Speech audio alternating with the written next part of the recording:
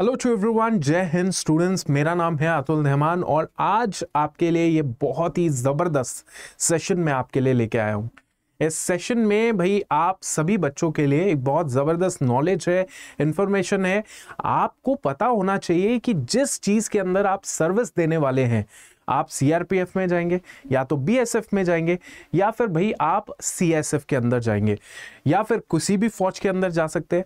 तो आज हम लोग स्पेसिफिकली बात करेंगे कि भाई सीआरपीएफ, बीएसएफ और सीएसएफ के अंदर job profile, salary, training, exams, उसके बाद इसका पेंशन, प्रमोशन एंड पोस्टिंग, हर चीज का एक कंपैरिजन जो है वो किया जाएगा।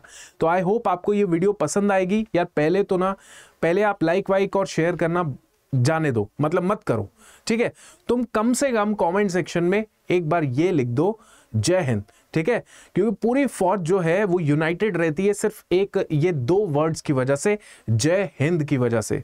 तो करना इतना ही है कि भाई कमेंट सेक्शन में पूरे जोश के साथ जय हिंद जरूर लिखिए, ठीक है। तो चलिए बात करते हैं सबसे पहले द ग्रेट सीआरपीएफ के बारे में। पर सीआरपीएफ को जब मैं देखता हूं तो मेरे को ये वर्दी जो है सबसे ज्यादा जो है पसंद आती है और याद आती है। अगर बच्चों थोड़े बहुत भी आपको जागरूक हो और मेरे सेशंस आप देखते रहते हो तो मुझे ये बता दो भाई ये कौन सी वर्दी है और ये कौन से जवान है जो अभी एकदम अलर्ट है। तो भाई आप ये कह रहे हैं कि भाई कोबरा कमांडो, या ना सीआरपीएफ की ग्रेटेस्ट स्पेशल फोर्स है वो है कोबरास, ठीक है। Commando battalion for resolute action जो है ये कोबरा सोल्जर्स हैं जो आपके सामने है ना। आपको भी क्या पता मौका मिले कि कोबरा में सर्विस देने का और ये जो वर्दी है उसको पहनने का, है ना। चलिए बात करते हैं बच्चों दूसरी फोर्स है उसकी बात करें तो आपके सामने है द ग्रेट ग्रेट ग्रेट आपकी बॉर्डर सिक्योरिटी फोर्स। मैं आपको बताऊं बीएसएफ और आर्मी के बीच में ज्यादा अंतर नहीं है। जो बच्चा आर्मी की कोशिश कर रहा है जाने की तो वो बीएसएफ को भी अपना सेकंड प्रेफरेंस रख सकता है, क्योंकि भाई बीएसएफ का भी काम जो है आर्मी वाला ही है और बीएसएफ का भी हिसाब किताब जो पूरा चलता है, जो प्रोसीजर चलते हैं, प्रक्रिया चलती है, वो आर्मी की तरह ही चलती है, राइट। सो बीएसएफ भी है जो कि हमारे तैनात है बॉर्डर्स के ऊपर, इंडो बांग्लादेश और इंडो पाकिस्तान। चलिए नेक्स्ट आपके सामने है जो शायद आपने, क्योंकि दिल्ली में आप आते रहते होंगे तैयारी के लिए या किसी भी कारण के वजह से, शायद इंटरव्यू की वजह से हो या कोई भी वजह हो, दिल्ली आप आते रहते हैं और आप और मैं, हम आम इंसान हैं और आम इंसान का जो दिल्ली में सबसे बड़ी जो वो है साधन है दैट इज मेट्रो। मेट्रो में आपने इन लोगों को देखा होगा और मेट्रो आज इतनी सेफ इसीलिए है, एयरपोर्ट्स हमारे इतने सेफ इसलिए हैं बिकॉज ये फौज जो है वो सही तरीके से अपना काम कर रही है। सीआईएसएफ की मैं बात कर रहा हूँ। तो स्टूडेंट्स भाई मैं तो आपसे यही उम्मीद करता हूँ, आपके घर वाले जो उम्मीद कर रहे हैं कि आप जल्दी से जल्दी इन फौज का हिस्सा बनिए और बढ़िया तरीके से अपने लाइफ में समाज को कंट्रीब्यूट कीजिए। चलिए सबसे पहले तो मैं आपको इन फौजों के बारे में बेसिक चीजें बताता हूं कि भाई बेसिक चीजें क्या क्या है, ये फौजें कब आई एग्जिस्टेंस में, ये सारी चीजें देखिए। सबसे पहली बात तो है सीआरपीएफ। सीआरपीएफ का मतलब है सेंट्रल रिजर्व पुलिस फोर्स, जो एग्जिस्टेंस में आई, मतलब अस्तित्व में आई 1939 में, 27 जुलाई 1939। पर पहले इसका नाम सीआरपीएफ नहीं था, सेंट्रल रिजर्व पुलिस फोर्स नहीं था, पहले इसका नाम था क्राउन रिप्रेजेंटेटिव पुलिस फोर्स, ठीक है। क्राउन रिप्रेजेंटेटिव पुलिस फोर्स इसका नाम था, जो अस्तित्व में आई 27 जुलाई 1939 में। दूसरा पॉइंट यह है कि इसका नाम बदल के और सीआरपीएफ एक्ट जो है कि जिस कानून के द्वारा सीआरपीएफ को पूरा का पूरा संचालित किया जाता है, वो एक्ट है आपका सीआरपीएफ एक्ट, जिसको लाया गया 28 दिसंबर 1949 में, ठीक है। ये सारी चीजें आज पढ़ लोगे तो जब ट्रेनिंग कर रहे होंगे और जब ट्रेनिंग में आपको सिखाएंगे ये सब तो आप बोलोगे अतुल सर ने पढ़ा रखा था तो आज भी याद है ना। तो ये सब सिखाया जाता है आपको। सीआरपीएफ भाई बहुत ही बड़ी फौज है, मैं कहता हूँ ये देश की सबसे बड़ी सेंट्रल आर्म पुलिस फोर्स है। सीआरपीएफ जो है सेंट्रल आर्म पुलिस फोर्स है जिसमें 246 बटालियंस है, 246 बटालियंस जो है सीआरपीएफ के अंदर है। इस 246 बटालियंस को अगर हम तोड़ेंगे तो हमें दिखेगा कि 203 एग्जीक्यूटिव बटालियंस है, 5 वीआईपी सिक्योरिटी बटालियंस है, 6 महिला बटालियंस है, 15 रैपिड एक्शन फोर्स बटालियन है, उसके बाद 10 कोबरा बटालियंस है, 5 सिग्नल्स है, 1 स्पेशल ड्यूटी बटालियन है, 1 पार्लियामेंट्री ड्यूटी बटालियन है। तो मैं आपको बताना चाहता हूं स्टूडेंट्स की सीआरपीएफ में अगर आप चले गए ना तो यार मैं कहता हूं 5-7 वर्दियां जो होंगी ना आपको ऐसे मिलेंगी। क्यों? आप एक टाइम पे कोबरा में होंगे तो दूसरे टाइम रैपिड एक्शन फोर्स में भी हो सकते हैं, तीसरे टाइम आप पीडीजी में होंगे तो चौथे टाइम आप किसी इंटेलिजेंस ब्यूरो में होंगे। ये सब डेप्यूटेशन पे सीआरपीएफ के जवान जाते रहते। तो बहुत ही डाइवर्सिटी ऑफ रोल जो है इनको मिलता है। चलिए, अब सीआरपीएफ का जॉब प्रोफाइल यही होता है कि राइट कंट्रोल हो गया कि भाई कोई दंगे वंगे हो गए वहां पे आरएएफ चली जाएगी, क्राउड कंट्रोलिंग में भाई सीआरपीएफ होगी, लेफ्ट विंग एक्सट्रीमिज्म मतलब नक्सलवाद है उसके लिए कोबरा बनाई गई है। उसके बाद स्टेट पुलिस के साथ कोऑर्डिनेट करना है। स्टेट पुलिस के डीसी ने बोला, डीएम या डीसी ने बोला, रिक्वेस्ट किया तो हाँ आपको जाना पड़ेगा, ठीक है, रिक्वेस्ट पे आपको जाना पड़ता है, ठीक है। इलेक्शन ड्यूटीज़ में इनका काम होता है, नेचुरल डिसास्टर कोई भी आ जाए, आपदा आ जाए तब इनका काम होता है। इसके अलावा टूरिज्म में आप देखिएगा वैष्णो देवी तो आप गए होंगे ना, वहाँ पे इतने ज़बरदस्त कमांडोज होते हैं सीआरपीएफ के, आप देख के भौचक्के रह जाएंगे। वैसे आम जनता को, बहुत जनता को पता ही नहीं होता कि वो सीआरपीएफ है, वो सब कहते हैं भाई ये आर्मी है। तो आर्मी और सीआरपीएफ एक ही मान लेते हैं वो लोग, उनकी भी गलती नहीं है, लेकिन आप लोग तो जानते होंगे ना, तो भौचक्के हो जाते हैं वहाँ पे सारे के सारे कमांडोज को देख के शौक हो जाता है कि भाई क्या कमांडोज है और किस तरीके से ये सर्विस दे रहे हैं। सो बहुत ही मैं कहता हूं सीआरपीएफ के बारे में ये कहा जाता है कि जो हर तरीके का जो काम होता है वो सीआरपीएफ करती है, हर तरीके का काम, ठीक है। वीआईपी सिक्योरिटी प्रोवाइड करना, आप देखिए कंगना रानावत जो थी उसको भी सिक्योरिटी सीआरपीएफ ने प्रोवाइड की थी, है कि नहीं। तो बहुत सारे काम होते हैं। Let's talk about the CISF जो है सेंट्रल इंडस्ट्रियल सिक्योरिटी फोर्स है। ये मैं कहूँ तो जितनी भी आपकी सेंट्रल आर्म पुलिस फोर्सेज है या पैरामिलिट्री है उसमें सबसे इजी गोइंग जॉब जो है यही है। इसका रीज़न मैं बताता हूँ क्योंकि ये जो जॉब है ये भी इजी, मतलब ऐसा नहीं है, बहुत ही आरामदायक काम करने का आपका मौका होता है। नहीं, आरामदायक कहीं पर भी नहीं है, सिर्फ इतना होता है कि यहाँ पे आपको सिक्योरिटी प्रोवाइड करनी होती है। वहाँ पे जो ऑलरेडी डेवलप्ड एरियाज होते हैं जैसे कि मेट्रोज हो गए, तो मेट्रोज में आपको सिक्योरिटी देनी है, एयरपोर्ट्स में आपको सिक्योरिटी देनी है, पब्लिक सेक्टर अंडरटेकिंग्स जो होती हैं वहाँ पे सिक्योरिटी देनी है, या फिर किसी एयरपोर्ट्स के जो एयरपोर्ट्स जो अलग अलग जगहों पे होते हैं वहाँ पे सिक्योरिटी देनी होती है।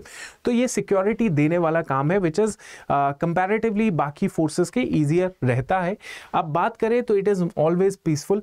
यहाँ पे अगर जो लड़कियाँ हैं they want little family life also, work life balance भी ठीक ठाक चाहिए, वो तो सबको ही चाहिए, तो you can go ahead with the CISF के साथ आप जा सकते हैं, राइट। चलिए, और इसके अलावा जो है यहाँ पे अकोमोडेशन भी अच्छी मिलती है क्योंकि भाई ये डेवलप्ड सिटीज़ या लोकेलिटीज़ में होते हैं, तो यहाँ पे अकोमोडेशन भी आपको अच्छी मिलती है।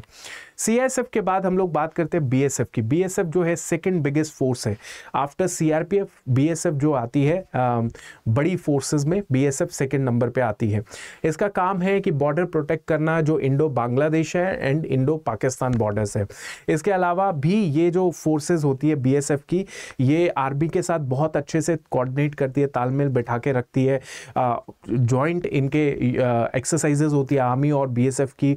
इसके अलावा बीएसएफ के बहुत सारे जवान जो है एनएसजी में जाते हैं, और बीएसएफ के कुछ बहुत गिने चुने जवान जो होते हैं या ऑफिसर जो होते हैं वो स्टेट पुलिस में भी जाते हैं। तो बीएसएफ एक बहुत ही दमदार फोर्स है जो कि आपको देखने को मिलेगा हर तरीके की ज़मीन पे ये काम करने के लिए सक्षम है।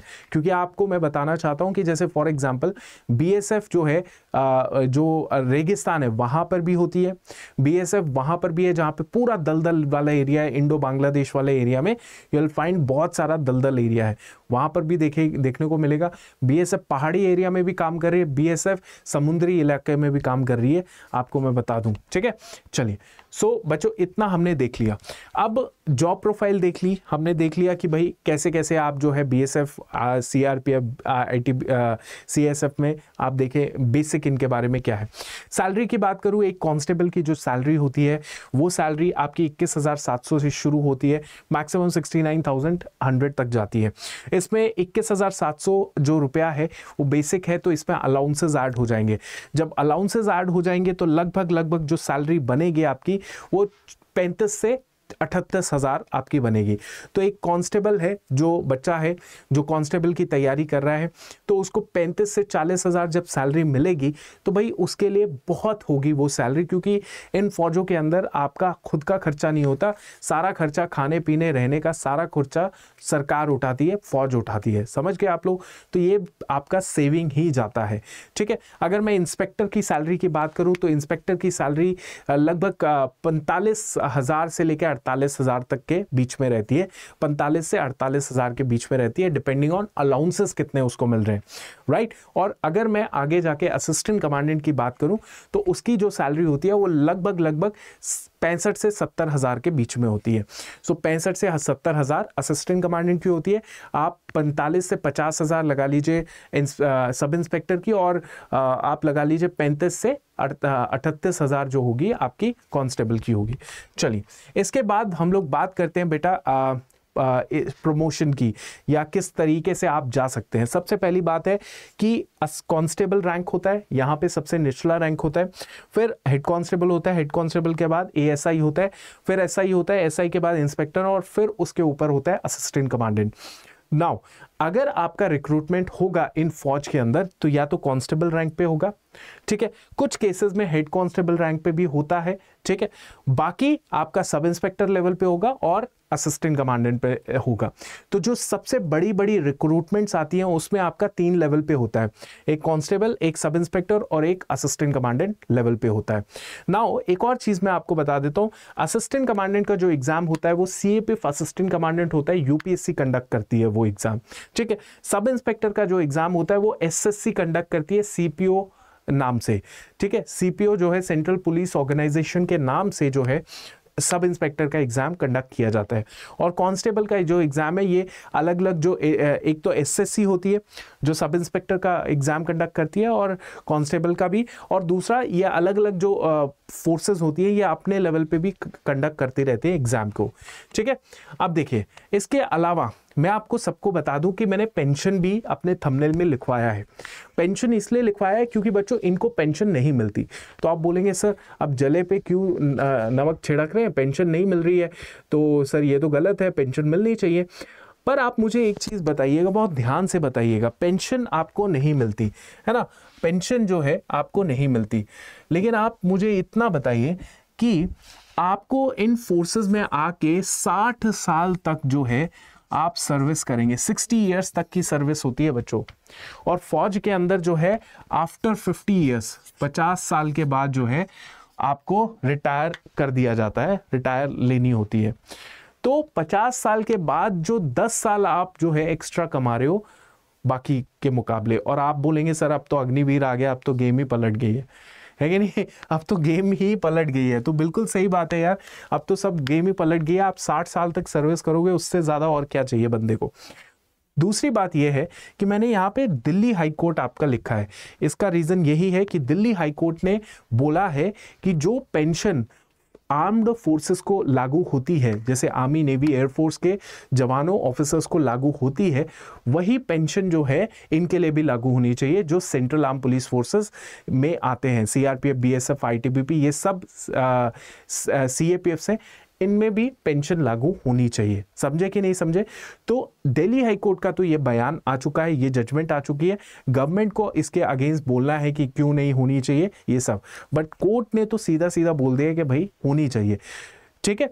क्योंकि पहले क्या थी, पहले, अभी क्या चल रहा है सिस्टम, अभी चल रहा है नेशनल पेंशन स्कीम, जिसमें क्या होगा, जवान भी कंट्रीब्यूट करेगा, सरकार भी कंट्रीब्यूट करेगी, दोनों का कंट्रीब्यूट होके आपको पैसा मिलेगा। लेकिन पहले क्या था, पहले सिर्फ और सिर्फ सरकार जो है कंट्रीब्यूट करके आपको पेंशन देती थी। तो this is what is happening, Delhi high court ने ये बयान दे दिया, तो it is a good thing. इसके अलावा जो है बच्चों, अब फाइनली हम लोग बात करते हैं प्रमोशन की, जो कि बहुत इंपॉर्टेंट है। अगर आपको मिले अपॉर्चुनिटी तो आप CISF चूज कीजिए। CISF में बेटर वर्क लाइफ बैलेंस होता है और वो जो प्रमोशन अपॉर्चुनिटीज है वो भी बच्चों ज़्यादा होती है, याद रखिएगा। तो CISF को चूज करेंगे तो वो ज़्यादा बेटर रहेगा आप सभी के लिए। तो CISF चूज कीजिए, फिर BSF, फिर CRPF चूज कर सकते हैं। बट मैं आपको बताऊं, मैंने ऐसे ऐसे लोग देखे हैं, इंक्लूडिंग माई सेल्फ। मैं खुद की बात करूं तो जब मैं भी अपनी तैयारी कर रहा था तो फर्स्ट प्रेफरेंस मेरा CRPF था। सब बोलते थे CRPF में तो वाट लग जाएगी, बड़ा मुश्किल होता है ये वो, बट मेरा ये था कि भाई जाना है तो CRPF में जाना है। तो भाई अब आपके ऊपर है, अगर आपको चीज़ें थोड़ी सी एक्स्ट्रा लेवल पे जाना है तो CRPF चूज करो, अदरवाइज प्रमोशन लेवल पे CISF is the best police force जिसके लिए आप कर सकते हैं कंपीट। ठीक है, तो इतना आपको क्लियर हो गया। चलिए, अब इतना क्लियर हो गया तो बच्चों इन सभी पोजीशंस में आपको जाना है तो सबसे पहला चीज जो करना पड़ेगा that is written exam. Written exam को क्वालिफाई करना आपका सबसे इंपॉर्टेंट स्टेप है। रिटन एग्जाम क्वालिफाई नहीं हुआ तो कुछ नहीं होगा। और रिटन एग्जाम की तैयारी के लिए we are bringing you the best batches. Paid classes हैं, पेड बैचेस हैं हमारे, बहुत तगड़े शानदार बैचेस हैं। मैं आपको दिखाता हूं, इन बैचेस में आप एनरोल कर सकते हैं Y588 कोड लगा के। मैं आपको बता देता हूं कैसे आप एनरोल करेंगे। देखिए, अड्डा 24/7 की वेबसाइट में जाइएगा। ठीक है, इंडिया का लार्जेस्ट वर्नाकुलर लर्निंग प्लेटफॉर्म है। इसको क्लिक कर लीजिए। इसको क्लिक करने के बाद आप क्या करेंगे, ऑल कोर्सेज में जाएंगे। यहाँ पे डिफेंस दिख रहा है। इस डिफेंस के अंदर मैंने क्या क्या बातें की, मैंने बात की कि भाई आपका कौन सा एग्जाम है, CRPF का, आपका कौन सा एग्जाम है, CISF का, आपका कौन सा एग्जाम है, BSF का। ठीक है, ये एग्जाम्स जो हैं अगर आपके सामने हैं तो आप क्या कर सकते हैं, यहाँ पे इसको क्लिक कर सकते हैं। ये जितने भी हैं, हमारा BSF RORM हो गया, संकल्प हिंदी बैच हो गया, है ना, इस तरीके के जितने भी बैचेस हैं ये सारे बैचेस आप ले सकते हैं। आपने एक काम करना है मेरे कहने पे, डिफेंस महापैक खोल लेना है। डिफेंस महापैक एक ऐसा जवान महापैक है, और अगर ऑफिसर लेना है, CAPF AC करना है तो ऑफिसर लीजिए। डिफेंस के जवान मतलब आप कांस्टेबल, हेड कांस्टेबल लेवल पे कर रहे हैं तैयारी तो आप ये लीजिए। इसमें आपको मिलेगा क्या, 1 साल की सब्सक्रिप्शन मिलेगी, और 1 साल तक जो भी हमारे लाइव बैचेस आएंगे वो सारे लाइव बैचेस का आपको एक्सेस मिलेगा। सारे लाइव बैचेस आप ले सकते हैं, ज्वाइन कर सकते हैं। व्यू ऑफर्स में जाइएगा, कोड लगा दीजिएगा Y588।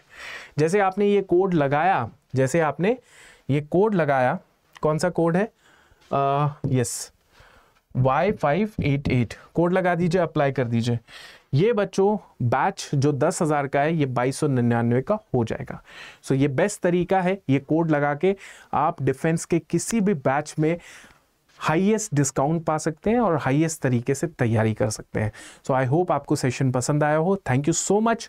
और बच्चों, एक चीज़ मैंने बोली है कि जय हिंद ज़रूर लिखना है तो जय हिंद ज़रूर लिखिएगा। Thank you so much and जय हिंद।